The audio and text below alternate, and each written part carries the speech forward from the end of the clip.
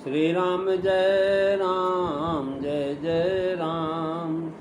श्री राम जय राम जय जय राम। श्री राम जय राम जय जय राम। बोलिए सियावर रामचंद्र भगवान की जय। पवन सुत हनुमान की जय। उमापति महादेव की जय। सब संतन की जय, सब भक्तन की जय। सच्चियाँ जोता वाली माता तेरी सदा ही जय। बोल सनातन धर्म की जय। सदगुरुदेव महाराज की जय। नमः पार्वती पते हर हर महादेव। आदरणीय श्रोतागणों, मानस चिंतन चैनल पर आप सभी का स्वागत है। पिछली चर्चा में भगवान श्री राम के जन्म के उत्सव के जो है महाराज दशरथ ने ब्राह्मणों को बुला करके नांदी मुख श्राद्ध करके तब जात कर्म किया। जात कर्म के पश्चात दान दिया और यथा समय जो महाराज कह रहे हैं कि जात कर्म कर पूजा पूज पितर सुर दिए मह देवन दान। महाराज सबकी पूजा की गई और जो है आज हम अगली चर्चा सुनाएंगे। कल जो है आप दोहा नंबर 193 सुन रहे थे। आज हम दोहा नंबर 194 की पहली दूसरी तीसरी चौपाई पर विचार करेंगे। तुलसीदास जी महाराज लिखते रहे कि ध्वजा पताका और बंधनवारों से सारा नगर छा गया है। जिस प्रकार महाराज अयोध्या नगर सजा धजा हुआ है वह कहा नहीं जा सकता। अर्थात ध्वजा पताका और बंधनवारों की शोभा कहते नहीं बनती तो पुर के महाराज सज धज की शोभा कौन कह सके। ध्वजा पताका और बंधनवारों का बनाव जिस प्रकार से है वह भी नहीं कह सकते। आकाश से फूलों की भुजती हो रही है। सब लोग ब्रह्मानंद में मगन हैं। स्त्रियाँ झुंड की झुंड मिल करके चली और साधारण ही श्रृंगार किए हुए दौड़ रही। तुलसीदास जी लिख रहे हैं कि ध्वज पताके तो रनपुर छावा और कहीं न जाई जेहि भांति बनावा। सुमन वृष्टि आकाश ते होई और ब्रह्मानंद मगन सब लोई। बिंद बिंद मैली चलिए लुगाई सहज सिंगार किए उठी धाई। मंगल भवन अमंगल हारी रवऊ सुदशरथो अजीर बिहारी। श्री राम जय राम जय जय राम। श्री राम जय राम जय जय राम। महाराज दशरथ के द्वारा कित्त जो कह चुके कि पुत्र जन्म सुनकर के ब्रह्मानंद में मगन हुए और जन्मोत्सव कर लिए। अब पूर्ववासियों का कित्त कहते हैं कि ये भी जन्म सुनकर के आनंद में मगन हो गए। आनंद मगन सकल पूर्ववासी ये क्या कर रहे हैं, ये सब मनाने लगे। ध्वज पताका मणि तोरण बहुकेत पातकन पूरी रुचिर गह छाई। देवताओं का कित्त आगे कहते हैं ध्वजा 5 हाथ की और पताका 7 हाथ की होती है।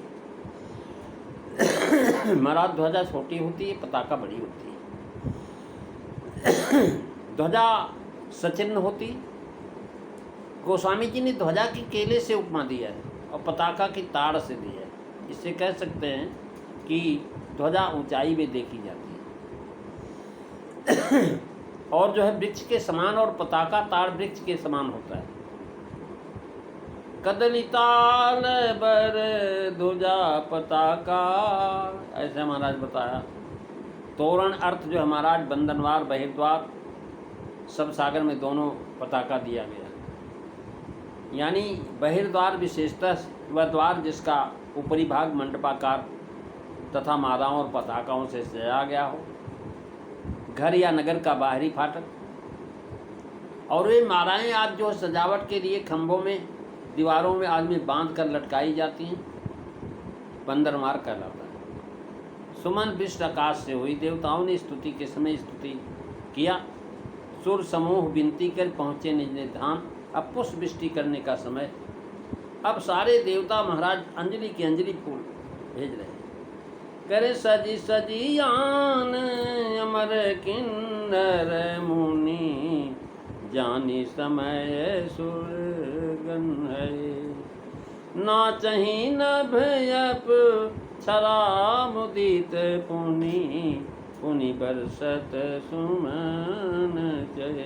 बार बार महाराज फूलों की बरसात कर रहे हैं आकाश से देवता लोग, देव पत्नियां, यानी जो है वृष्टि यानी फूलों की झड़ी लग गई, जैसे वर्षा ऊपर से होती है। बहुत सी चीज़ों का एक साथ गिरना महाराज ये गिराया जाना कहता है।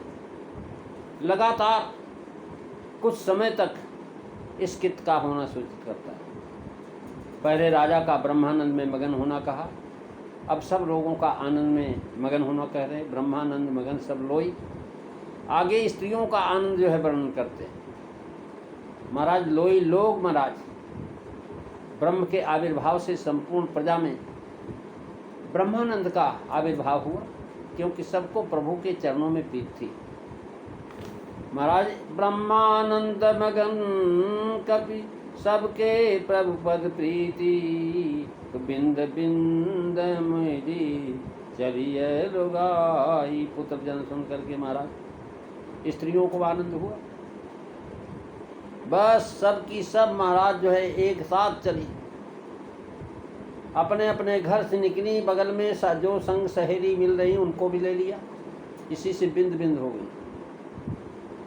बिंद बिंद मिल चली कह करके जनाया कि गलियों में भारी भीड़ हो गई। दल फल फूल दूध दध, महाराज कह रहे हैं दल फल फूल दूब दधी रोचन, युतिन भरी भरी थार लये, गावत चली भीर भई बीथिन, बंदिर बांकुर बिरद बये। बिंद बिंद अपनी अपनी टोलियां बना करके सब चली, अपने अपने मेल जोड़ की महाराज जोड़ी, सहज श्रृंगार किए। भाव यह है कि उस समय विशेष श्रृंगार करके जाना चाहिए था, क्योंकि एक तो मंगल का समय है, दूसरे राजमहल में जा रही, पर मारे आनंद के महाराज साधारण स्वाभाविक श्रृंगार ही किए वो चल पड़ी जैसी थी, क्योंकि शीघ्र आनंद में सम्मिलित होकर के जन्म सफल करें इस विचार से विशेष श्रृंगार की परवाह नहीं की। ब्रह्मानंद मगन सब लोई। अब बता रहे हैं यह कह करके ब्रह्मानंद का स्वरूप दिखाया कि इसका भाव यह कहा जाता है कि पहले तो महाराज गई उनके विषय में चली, अब पिछड़ गई, उनका महाराज दौड़ पड़ना कहा। ये सोचती है कि कहीं ऐसा न हो कि पीछे पहुंचने से भीड़ जाने के कारण दर्शन न हो पाए, हम अंदर न पहुंच पाए, इसलिए दौड़ पड़ी। और बिंद बिंद होकर के चलना कहा, एकत्र होकर के उठ कर के दौड़ना कहा, या घर में जो बैठी हुई थी वे घर से उठ कर के दौड़ी। बाहर आया तो औरों का भी साथ मिल गया, बिंद बिंद हो गई। तुलसीदास जी की कला की शैली है एक बिंद का नमूनों की तरह वर्णन कर दिया है। सब उसी बिंद का जो वर्णन, सहज श्रृंगार किए उठाई, ये दूसरा बिंद समझना चाहिए। आशय यह है कि जल्दी उठ के दौड़ी, विशेष श्रृंगार की परवाह नहीं किया। इसी नमूने पर और बंदों को महाराज समझ लेना चाहिए, ऐसी विशिष्ट महिमा है। करे कनक कलश मंगल भरी थारा, अगावत बैठहीं भूप दुआरा, करी आरती निछावर करहीं, और बार बार शिशु चरण निपरहीं, मंगल भवन अमंगल हारी, रवौ सुदशरथ अजीर बिहारी। श्री राम जय राम जय जय राम, श्री राम जय राम जय जय राम। महाराज निछावर होती, जो महाराज निछावर एक जो है उपचार टोटका है, जिसमें किसी की रक्षा के लिए कुछ द्रव्य या वस्तु उसके सिर या सारे शरीर में घुमा करके दान कर देते हैं। इसका प्राय होता कि जो देवता शरीर को कष्ट देने वाले हों, वो शरीर और अंगों के बदले में द्रव्य आज पाकर के संतुष्ट हो जाए। सोने के कलशों में और थालों में मंगल भर भर करके गाती हुई राजद्वार में प्रवेश करती हैं, आरती करके न्यौछावर करती हैं, और बच्चे के चरणों पर बारंबार पड़ती है। कलश सिर पर धरे हैं और सोने के थार में अनेक मंगल द्रव्य भर करके हाथ में लिए हैं। कलश और थार दोनों साथ में। दद दुर्बा रोचन फल फूला, नव तुलसी दल मंगल मूला, भर भर हेम थार भामनी, गावत चली सिंदूर गामनी। यही ददी दूब मंगल द्रव्य है। कलश में शुद्ध सरजू जल, आम के पत्ते, दूब, अंकुर और उसके ऊपर जव और दीपक का मंगल सूचक दीपक भी रखा हुआ। गुरु वशिष्ठ महाराज ऐसे आए थे द्वारे पर, करी आरती निछावर कर रही। आरती करके शिशु के चरणों पर पड़ती, यह कह करके जलाया कि स्त्रियों को भी ऐश्वर्य का ज्ञान है। अग्निदेव ने सब सभा को समझाया था कि राजा के हाँ भगवान का अवतार होगा।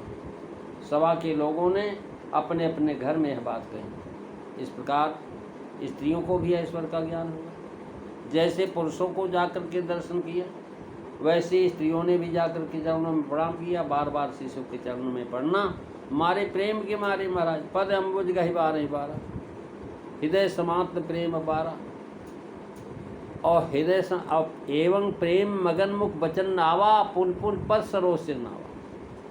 शिशु के चरणने में पढ़ने की रीति अब भी देखने सुनने में नहीं आती, पर यहाँ श्री राम जन्म पर ऐसा हुआ। महाराज स्त्रियों का ऐश्वर्य ज्ञान है।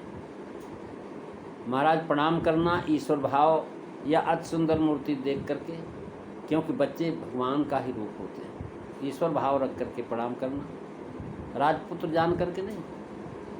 महाराज मनु जी के वरदान देने के पश्चात प्रभु ने परिकरों को आज्ञा दिया कि अवध में जाकर रहो, हम भी आ रहे हैं। ये पूर्ववासी सब पार्षद हैं महाराज अयोध्या के, और इन्हें जानते हैं कि ये ब्रह्म हैं। इस कारण से हो सकता कि राजा ईश्वर अंश माना जाता है, अतएव पूजनीय है। राजा के पुत्र न होने से प्रजा दुखी थी, न जाने का आगे कौन राजा हो। अब उनकी अभिलाषा पूरी हुई। भगवान के सुंदर बालक रूप का चमत्कार ही है कि जो रीत नहीं है वह भी यहाँ हो गई। अब तो महाराज छठी इत्यादि में बालक को कृष्ण व राम मान करके आरती करने की रीति जहाँ तहाँ चल पड़ी है। घर घर से आटे की बनी आरती, कुछ अनाज न्यौछावर के साथ छठे के दिन औरतें लाती। पूर्वासनियों की भीड़ है, सब आरती करती हैं और चरणों में पड़ती हैं। ये दोनों प्रकार से हो सकता है। एक तो यह जो जहाँ पहुँच सकी है वो वहाँ से दिशा में भावना करके आरती करती है, भाव से ही पैरों में पड़ती, नहीं वहाँ पहुँच पाई तो भाव से चरणों में पड़ती। भगवान यहाँ सबको प्रत्यक्ष देख पड़ते, जो जहाँ हैं वहाँ उसको वैसे ही दिखाई पड़ रहे हैं भगवान। नंदी मुख श्राद्ध और जाग कर्म आंगन में हो रहा है। राजा पुत्र को गोद में लिए बैठे हैं। पूर्वासनियाँ उसी समय आरती लिए हुए यहाँ पहुँची हैं। इसी से बच्चे के चरणों में पड़ने, आरती और न्यौछावर करने का अधिकार सबको प्राप्त हो रहा है। प्रेमी सज्जनों, आज बस इतना ही। अगली चर्चा आप अगले दिन श्रवण करेंगे। बोलिए सियावर रामचंद्र भगवान की जय। श्री राम जय राम, जय जय राम। श्री राम जय राम, जय जय राम। श्री राम जय राम, जय जय राम। बोलिए सियावर रामचंद्र भगवान की जय। जय सीताराम। सभी को